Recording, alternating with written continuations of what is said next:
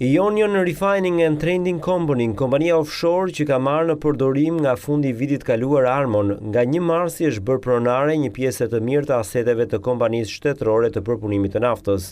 Report TV ka mësuar se kompania IRTC ka blerë në 8 shkurt 22 prona të Armos për 1 milion euro.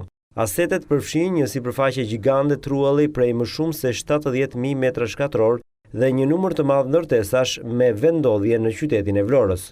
Një ankandi më parshëm për shitjen e këtyre pronave dështoi verën e kaluar pasi nuk u paraqit asnjë ofertë. Ndërkohë që Report TV zotron dokumentin që zbardh se 22 pronat janë blerë përmes një ankandi të organizuar me sukses në 8 shkurt për 130.5 milion lek.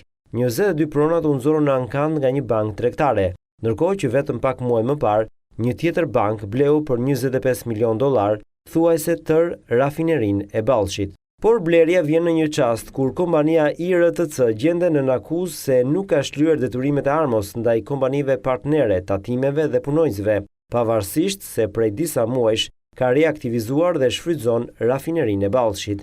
Vetëm pak ditë më parë, kontrolli i lartë i shtetit zbuloi se Armo i detyrohet kompanisë Alpetrol rreth 30 milion dollar dhe nuk ka marrë asnjë mas për shlyerjen e saj. Ndërkohë që punojësit e Armos janë ngritur disa herë në grevë muajt e fundit për shkak të mos shlyerjes së pagave nga ana e kompanisë. Në muajt e fundit të vitit kaluar, qeveria i kaloi Armon kompanisë IRTC me qëllim reaktivizimin e saj. U pretendua se kompania arriti të gjejë gjuhën e përbashkët me bankat kreditore të Armos, si dhe punojësve të saj për rinisjen e punës nga 1 shtatori.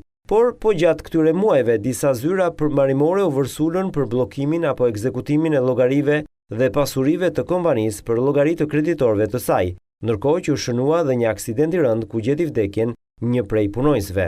Ndërkaq, kompania IRTC ka vazhduar punën gjatë gjithë këtyre muajve.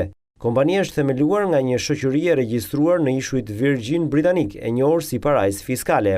Përfaqësues ligjor të degës shqiptare rezulton të jetë Taulant Musa Belliu, ndërsa i kompanisë MAM Ali Hasan Rahman.